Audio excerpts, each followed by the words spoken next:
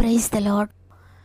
ఈ ఉదయకాలమున మరి ఒకసారి గాడ్ ఫస్ట్ అనే వాగ్దాన కార్యక్రమానికి మిమ్మల్ని అందరినీ ప్రేమతో ఆహ్వానిస్తూ ప్రభు నామంలో నా యొక్క శుభాలు మీ అందరికీ తెలియజేస్తున్నాను. ఎలా ఉన్నారు దేవుని బిడ్డలారా? బాగున్నారు కదా? మీరు ఎక్కడ పడిపోయారో, ఏ విషయంలో నలిగిపోతున్నారో, ఎక్కడ ఓడిపోయారో, ఏ పరిస్థితులు మిమ్మల్ని కృంగదీస్తున్నాయో వాటన్నిటిలో మీరు విజయం పొందుకోవాలని, దేవుడు మిమ్మల్ని లేవనెత్తాలని ఆశించి మీ అందరి కొరకు ప్రార్థిస్తున్నాను. ఇంకా మీరు ఎవరికైనా ప్రేయర్ రిక్వెస్ట్ ఉంటే తప్పకుండా కామెంట్స్ రూపంలో తెలియచేయండి. దేవుడు నా హృదయంలో పెట్టిన భారాన్ని బట్టి మీ అందరి కొరకు ప్రార్థిస్తున్నాను. మరి ముఖ్యంగా ఈ మాటలు వింటున్న మీరందరూ కూడా భారం కలిగి ప్రతి ఒక్కరి కొరకు ప్రార్థించండి. అనేక మంది ఆర్థిక బంధకాలతో ఉన్నారు, అనేక మంది వ్యాధులతో ఉన్నారు, ఇంకా అనేకమైన సమస్యలతో నలిగిపోతున్న బిడ్డలు ప్రార్థన రిక్వెస్ట్ మనకు తెలియజేస్తున్నారు. కాబట్టి మీరందరూ కూడా కామెంట్స్ చదవండి. మనందరం ఏక మనసుతో కలిసి ప్రార్థించినప్పుడు అద్భుతాలు చూడగలుగుతాం. ప్రార్థన ప్రతి పరిస్థితిని మార్చివేస్తుంది. అంతేకాకుండా ఈ వాక్యాన్ని మీరు మొదటిసారిగా వింటూ ఉంటే మన ఛానల్ తప్పకుండా సబ్స్క్రైబ్ చేసుకోండి. మన ఛానల్ సబ్స్క్రైబ్ చేసుకొని ప్రతిరోజు వాగ్దానాన్ని లైక్ చేస్తూ అనేక మందికి షేర్ చేస్తూ వాక్య పరిచర్యలో పాలు పొందుతున్న మిమ్మల్ని దేవుడు దీవించాలని మీ అందరి కొరకు ప్రార్థిస్తున్నాను. దేవుడి మాటల ద్వారా అనేక మంది జీవితాలు అద్భుతాలు జరిగిస్తున్నారు, అనేక మంది స్వస్థత పొందుకుంటున్నారు. అనేక మంది మేము స్వస్థత పొందుకున్నామని నాకు కాల్ చేస్తూ ఉన్నప్పుడు దేవుని ఎంతగానో స్తుతిస్తూ ఉన్నాను. ఇంకా అనేక మంది శక్తి కలిగిన దేవుని మాట ద్వారా స్వస్థత పొందుకోవాలని, విడుదల పొందుకోవాలని నేను ఆశిస్తున్నాను. కాబట్టి ఇంకా అనేక మంది ఆశీర్వదించబడలాగా తప్పక వాగ్దానాన్ని షేర్ చేయండి. వాగ్దాన ఫలాన్ని దేవుడు మీకు కూడా అనుగ్రహించబోతున్నాడు. సమస్త మహిమ ఘనత ప్రభావములు దేవునికి చెల్లునుగాక. ఈరోజు దేవుడు మీకు అనుగ్రహిస్తున్న, దేవుడు మీకు తెలియజేయమన్న వాగ్దానం చదువుకుందాం. లూకా సువార్త 10వ అధ్యాయము 19వ వచనము. ఏదియు మీకెంత మాత్రమును హాని చెయ్యదు. ఆమెన్.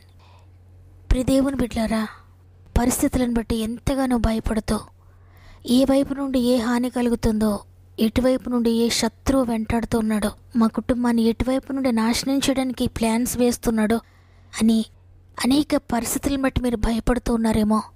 ప్రతిదినము ఏదో ఒక విషయము మిమ్మల్ని భయపెడుతూ ఉందేమో. మీ భయము మీ యొక్క మనశ్శాంతిని, నెమ్మదిని హరించి వేస్తూ ఉందేమో. ఇటువంటి భయముతో, అశాంతితో నలిగిపోతున్న మిమ్మల్ని గురించి దేవుడు ఎంతగానో దుఃఖపడుతూ ఉన్నాడు. ఆయన పోలికలో పుట్టి భయపడుతూ నిత్యము భయము కలిగి జీవిస్తున్న నిన్ను చూడలేని దేవుడు ఒక సత్యాన్ని ఈరోజు నీకు తెలియజేయాలనుకుంటున్నాడు. అదేంటంటే, నేను నీకుండగా ఏది నీకెంత మాత్రం హాని చేయదు అని. చూడండి, ఈ మాట ప్రభు శిష్యులతో పలుకుతూ ఉన్నాడు. శిష్యులందరూ ప్రభు దగ్గరకు వచ్చి అంటూ ఉన్నారు, అయ్యా, దురాత్మలు మాకు లోబడుతున్నాయా అని. అప్పుడు ప్రభు అన్నారు, మెరుపు వలె సాతాను ఆకాశం నుండి పడడం నేను చూచాను అని. అవును, సాతాను శక్తి తగ్గించి వేయబడింది. సాతాను పడద్రోయబడ్డాడు. సాతాను బలహీనుడైపోయాడు. సర్వాధికారి అయిన దేవుడు మాత్రమే సమస్తాన్ని పరిపాలించగలవాడు. క్రీస్తు ప్రభువారు శిలువ బలియాగము ద్వారా సాతాను తలను చితిక త్రొక్కారు. సాతాను తన శక్తులన్నిటినీ కోల్పోయాడు. బలహీనుడైపోయిన సాతాను దేవుని శక్తిని కాదని ఆయన బలమైన హస్తాన్ని త్రోసివేసి మనల్ని బాధించడానికి, వేధించడానికి, హింసించడానికి వాడికి ఎంత మాత్రం కూడా శక్తి లేదు. ఆయన రెక్కల నీడలో మనల్ని భద్రపరుస్తూ ఉన్న గొప్ప దేవుడు ఈరోజు గుర్తు చేస్తున్నాడు మనకు. నేను మీకు ఆశ్రయమై ఉండగా, నేను మీకు తోడై ఉండగా ఇక మీరు భయపడవలసిన అవసరం లేదు. సమస్త శక్తుల కంటే, సమస్త బలము కంటే ఆయన చాలా గొప్పవాడు, చాలా బలవంతుడు. యెషయా గ్రంథము 9:6లో రాయబడి ఉంది, బలవంతుడైన దేవుడని. సాతాను ఆయన కంటే చాలా చాలా చాలా బలహీనుడు. దేవుని శక్తితో, దేవుని బలముతో, దేవునితో పోల్చడానికి సాతాను ఎంత మాత్రము సరిపోడు. అయితే సాతాను కలుగచేస్తున్న అనేక శోధనలకు వాడు భయపెడుతూ ఉంటే భయపడడానికి కారణం, మన పక్షంగా ఉన్నవాడు ఎంత బలవంతుడో మనకి తెలియక, ఎంత శక్తివంతుడో మనం గ్రహించలేక భయపడుతూ ఉన్నాం. గనుక ఈరోజు ప్రియ సహోదరి, ప్రియ సహోదరుడా, ఆయన ఉండగా ఏది మీకెంత మాత్రం హాని చేయదు. సర్వశక్తుడైన దేవుడు నీ పక్షముగా ఉండగా, ఆయన నీ ప్రక్కనే ఉండగా ఏది నీకు హాని చేస్తుంది, ఏది కూడా నీకు హాని చేయదు. ఏది అంటే అది ఒకవేళ ఆర్థిక సమస్య కావచ్చు, అది ఒకవేళ ఆత్మీయంగానే సమస్య కావచ్చు, అది ఒకవేళ కుటుంబ సమస్య కావచ్చు, ఉద్యోగ సమస్య కావచ్చు, వ్యవసాయంలో సమస్య కావచ్చు, చదువును గూర్చిన సమస్య కావచ్చు, పదవిని గూర్చిన సమస్య కావచ్చు, భార్యాభర్తల మధ్య కుటుంబ జీవితంలో ఏ సమస్య అయినా కావచ్చు. ప్రభు సెలవిస్తూ ఉన్నాడు, ఏదియో అని. ఏదైనా సరే, ఏదైనా ఆయన కంటే తక్కువే. ఆయన బలము ముందు అన్నీ తక్కువే. కొంతమంది ఈ విధంగా అనుకుంటూ ఉంటారు, దేవుడున్నాడు నిజమే, అయితే నేను కొంతవరకు నష్టపోతానేమో. ఎందుకంటే ఆ శ్రమ చాలా పెద్దది కనుక, ఆ శోధన చాలా పెద్దది కనుక, ఇరుకు ఇబ్బంది చాలా పెద్దది కనుక నేను కొంచెం నష్టపోతాను, తరువాత దేవుడు నన్ను తప్పక రక్షిస్తాడు అన్నట్లుగా కొంతమంది భావిస్తూ ఉంటారు. అందుకే దేవుడు నొక్కి ఒక్కడి నుంచి ఈరోజు చెప్తూ ఉన్నారు, ఎంత మాత్రమును కొంచెము కూడా నీవు నలిగిపోకుండా, ఆ శ్రమ నిన్ను కొంచెము కూడా నాశనం చేయకుండా, కొంచెము కూడా హాని చేయకుండా ఆయన కాపాడగలిగిన వాడు. నమ్ముట నీ వలనైతే నమ్మువానికి సమస్తమును సాధ్యమే అని వాక్యం సెలవిస్తూ ఉంది కదా. అయితే నీవు ఒకవేళ ఇక నా జీవితం ఇంతేలే అని అనుకుంటూ ఉంటే అవిశ్వాసంతో నీవు అదే అందుకుంటావేమో. అందుకనే ఎట్టి పరిస్థితులను కూడా బలహీనమైన మాటలు నువ్వు మాట్లాడవద్దు, శక్తిహీనమైన మాటలు, అవాస్తవాలు మాట్లాడవద్దు. అవాస్తవము అంటే బలవంతుడున్నాడు, అది వాస్తవము.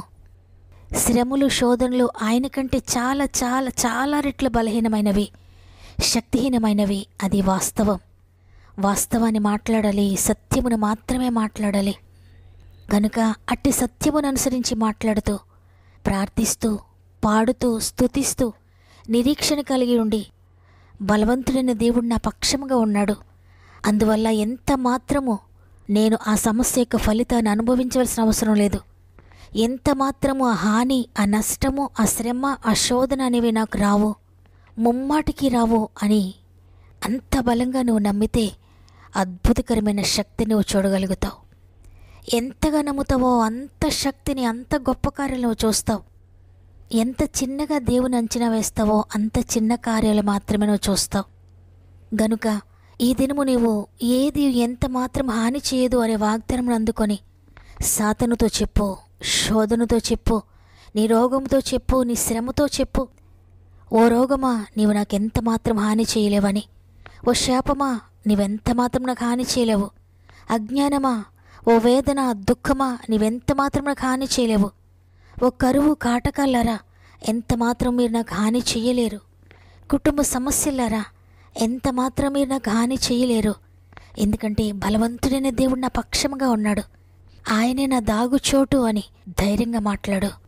ఆ ధైర్యపు మాటలు, అవిశ్వాసపు మాటలు నీ నోట నుండి రానేయొద్దు. సాతాను నిత్యము ఆ మాటలు మాట్లాడించాలని అనుకుంటూ ఉంటాడు. కానీ వారిని ఎదిరించి వాడే శోధన నీకు పెడుతూ ఉన్నా శత్రుబలమంతటి మీద దేవుడు నాకు అధికారం ఇచ్చాడు, ఏది ఎంత మాత్రం నాకు హాని చేయడానికి వీల్లేదని విశ్వాసంతో కూడిన మాటలు మాట్లాడు. తప్పకుండా ప్రతి శోధన నిన్ను విడిచిపెట్టి వెళ్ళిపోతుంది, ప్రతి రోగము, ప్రతి వేదనకరమైన పరిస్థితి నిన్ను విడిచిపెట్టి వెళ్ళిపోతాయి. కాబట్టి ఈరోజు ధైర్యంగా మాట్లాడు, విశ్వాసంతో మాట్లాడు. ఈ వాగ్దానాన్ని నీ జీవితంలో నీవు అనుభవించుదువుగాక. నమ్మిన వారందరూ ఒక్క నిమిషం నాతో మోకరిస్తారా? కలిసి ప్రార్థన చేద్దాం. తండ్రి, నీకు వందనాలు. ప్రేమ కలిగిన దేవుడువు మరి ఒక దినాన్ని మాకు అనుగ్రహించారు. నేను స్తుతించే గొప్ప భాగ్యాన్ని మరొకసారి మాకు ఇచ్చారు. ఈరోజు మాతో మాట్లాడారు వాగ్దానం ద్వారా, ఏది ఎంత మాత్రం మీకు హాని చెయ్యదు అని. అవును తండ్రి, నీ శక్తి ఈ లోకంలో ఉన్న సర్వశక్తుల కంటే గొప్పది. ఈ లోకంలో ఏ శక్తి కూడా నీ శక్తికి సరిపోదు. అన్ని నామముల కన్నా పై నామము నీది. ప్రతి మోకాలు నీ ఎదుట వంగాలి, ప్రతి నామము నిన్ను ఒప్పుకోవాలి. అటువంటి ఘనమైన నామమును మేము కలిగి ఉన్నాం, ఇక మేము భయపడము. ఈరోజు ఎంతమంది వాగ్దానాన్ని విని వాగ్దానం రిసీవ్ చేసుకుంటూ ప్రార్థిస్తున్నారో అందరినీ కూడా జ్ఞాపకం చేసుకోండి తండ్రి. అందరినీ నీ చేతులకు అప్పగిస్తున్నానయ్యా. వారి పరిస్థితులు వారికి ఎంత భయమును కలుగు చేస్తూ ఉన్నా, ఎంత హాని గుండా వారు ప్రయాణిస్తూ ఉన్నా, హానికరమైన ప్రతి దాన్ని కూడా మేలుగా మారుస్తున్నందుకు వందనాలు. హానిని కొట్టివేస్తున్నందుకు వందనాలు. ప్రతి వ్యాధిని మీరు అణచివేస్తున్నందుకు వందనాలు. ప్రతి పాపమును మీరు అణచివేస్తున్నందుకు వందనాలు. ప్రతి శాపమును అణచివేస్తున్నందుకు వందనాలు. ప్రతి రోగాన్ని అణచివేస్తున్నందుకు వందనాలు.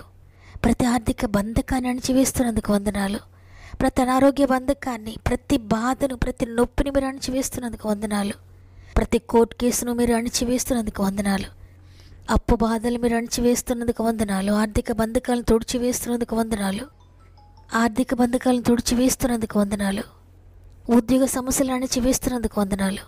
వ్యాపారంలో సమస్యలు అణిచివేస్తున్నందుకు వందనాలు. వ్యవసాయంలో సమస్యలను అణిచివేస్తున్నందుకు వందనాలు. వివాహ విషయంలో సమస్యలను అణిచివేస్తున్నందుకు వందనాలు. గర్భఫల విషయంలో సమస్యలను అణిచివేస్తున్నందుకు వందనాలు. చదువు విషయంలో సమస్యలను అణిచివేస్తున్నందుకు వందనాలు.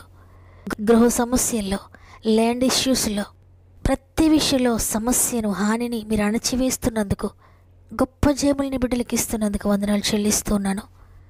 ప్రత్యేకంగా గర్భంతోనే బిడ్డలందరినీ చేతులు పెడుతున్నానయ్యా. 9 నెలలు మీరు తోడుగా ఉండి సేఫ్ డెలివరీస్ దయచేస్తున్నందుకు వందనాలు. ఎగ్జామ్స్ రాసిన బిడ్డలందరికీ తోడే ఉండండి. డిఎస్సి ఎగ్జామ్ రాసి ఉద్యోగుల కొరకు ఎదురు చూసిన బిడ్డల జీవితంలో అద్భుతం జరిగిస్తున్నందుకు వందనాలు. ఈరోజు ప్రత్యేకంగా పుట్టినరోజులు, పెండ్లి రోజులు జరుపుకుంటున్న వారి జ్ఞాపకం చేసుకోండి. సంవత్సరం అంతా తోడుగా ఉండండి. ఈ దినం ప్రారంభిస్తూ ఉండే ఈ రోజంతా ప్రతి ఒక్కరికి మీరు తోడేయండి. వారు వేసే ప్రతి అడుగులో కూడా మీరు వారు తోడుకుండా నడిపిస్తారని యేసయ్య పరిశుద్ధమైన నామములో అడిగి వేడుకొంచున్నాను తండ్రి. ఆమేన్. అనేక హానికరమైన విషయాలు మీ ఎదుట ఉన్నప్పుడు, అనేక పరిస్థితులు మీకు హాని కలుగు చేయడానికి సిద్ధంగా ఉన్నాయేమో, ప్రియ చెల్లి, ప్రియ తమ్ముడు, ప్రియ అక్క, అన్న, ఎంత మాత్రం భయపడద్దు. ఏది మీకు ఎంత మాత్రం హాని చేయకుండా దేవుడు తన చేతిని మీకు అడ్డుగా పెడుతున్నాడు. దేవుని శక్తి మిమ్మల్ని విడిపించబోతుంది. దేవుడు నాతో మాట్లాడాడు అన్నవారు ఆమెను కామెంట్ చేయండి. వాగ్దానాన్ని లైక్ చేయడం, షేర్ చేయడం మర్చిపోకండి. మీ ఇష్టాన్ని తెలియజేస్తూ వాగ్దానాన్ని లైక్ చేయండి. వాక్యాన్ని అనేక మందికి షేర్ చేస్తున్న మిమ్మల్ని, మీ కుటుంబాలను దేవుడు అత్యధికంగా దీవించి ఆశీర్వదించునుగాక. దేవుని చిత్తమైతే తిరిగి రేపు అందరం కలిసి ఆయనను స్తుతిందాం. అంతవరకు ప్రభు మీకు, మీ కుటుంబాలకు తోడు ఉండి నడిపించునుగాక. God bless you.